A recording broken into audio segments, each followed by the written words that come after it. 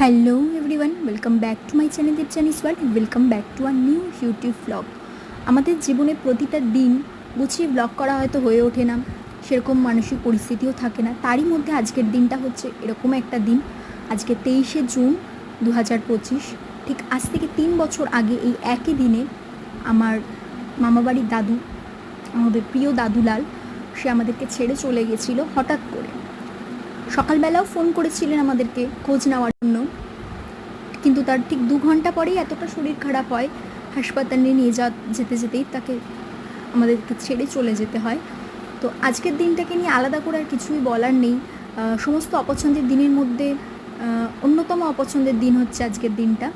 কিন্তু জীবন কখনোই থেমে থাকে না, নতুন করে বাঁচতে হয়। তো সেই কারণেই সব কিছুকে মেনে নিয়ে আজকে সামান্য কিছু আয়োজন করা হয়েছিল। গীতা পাঠ করার পর সামান্য কিছু পার্সেলেরও ব্যবস্থা করা হয়েছিল, সেগুলো আত্মীয় স্বজনদের দিয়ে আসার পরে আমরাও খেয়ে নিই। তো তারপরে দেখলাম যে ওয়েদারটা খুব মেঘ করে এসেছে, আর একটু পরেই বৃষ্টি নামবে। আর বেশিক্ষণ বসবো না, এরপর ফিরতে হবে। মা আজকের দিনটা এখানেই থাকবে, আমি আর বাবা চলে যাব। তো আজকের দিনটা নিয়ে একটু কিছু বলি, তোমাদের সাথে শেয়ার করি। যে মানুষটা আমাদেরকে কখনো কোনো অভাব বুঝতে যায়নি, এমনকি আমাদেরকে বলতে হয়নি যেটা আমাদের লাগবে, না বলতেই মানুষটা বুঝে গিয়ে আমাদের কাছে সেটা নিয়ে আসতো, সেই মানুষটা যে হঠাৎ করে এভাবে চলে যাবে আমরা স্বপ্নেও ভাবতে পারিনি। হয়তো আরও কিছু বছর থাকতো, কিন্তু নিয়তির টান তো কেউ অগ্রাহ্য করতে পারে না।